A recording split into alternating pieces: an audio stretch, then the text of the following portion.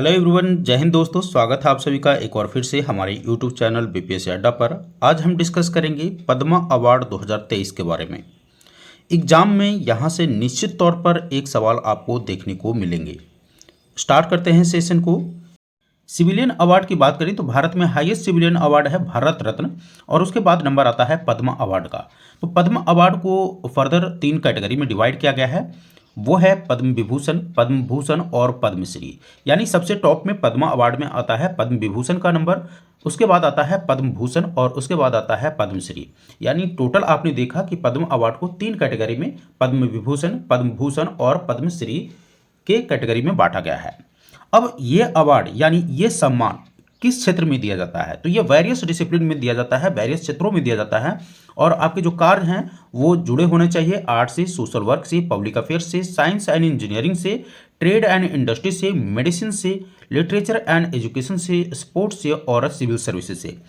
इन क्षेत्रों में विशेष योगदान देने के लिए पद्मा अवार्ड दिया जाता है। अब हम देख लेते हैं एक एक करके कि पद्म विभूषण, पद्म भूषण और पद्मश्री किनको किनको दिया जाता है। पद्म विभूषण के लिए एक कैटेगरी डिसाइड किया गया है गवर्नमेंट ऑफ इंडिया के द्वारा।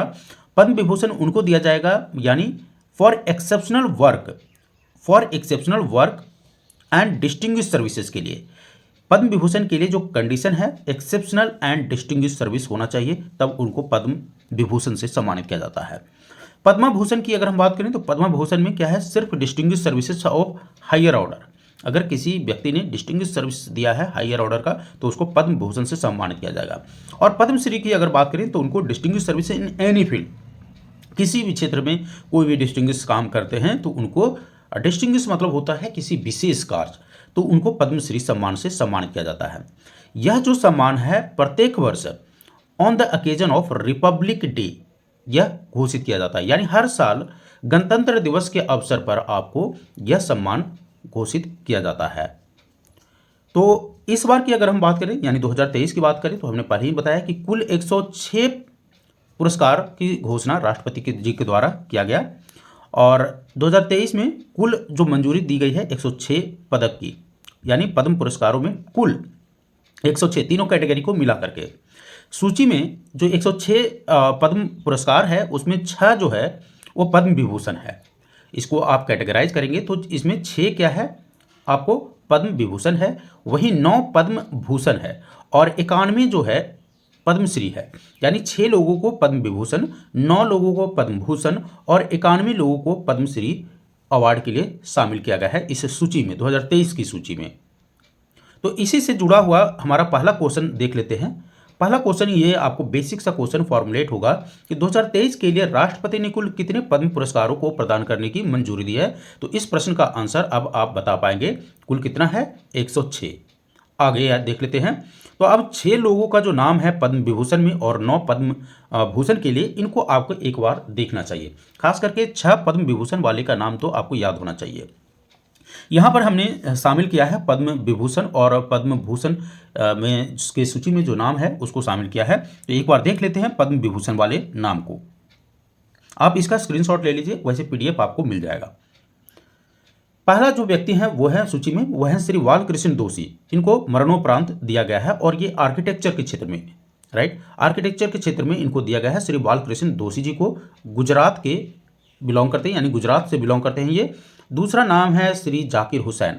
तो जाकिर हुसैन आपको मालूम होगा तबला वादक हैं और ये आर्ट के क्षेत्र में इनको दिया गया है, महाराष्ट्र से बिलोंग करते हैं। तीसरा नाम है श्री एस.एम. कृष्णा। श्री एस.एम. कृष्णा को पब्लिक अफेयर क्षेत्र में, देखिए इनका फील्ड भी आपको मालूम होना चाहिए। तो श्री एस.एम. कृष्णा जी को पब्लिक अफेयर क्षेत्र में दिया गया है और ये कर्नाटका से बिलोंग करते हैं। चौथा जो नाम है वो है श्री दिलीप महालनोबिस। ये तो कमाल के बंदा है भाई, इनको देखिए, इनको तो देना ही चाहिए था। ये इनका योगदान को आपको पढ़ना चाहिए। योगदान ये है कि ओआरएस आप जो घोल आज देख रहे हैं ये इन्हीं का रिसर्च किया हुआ है।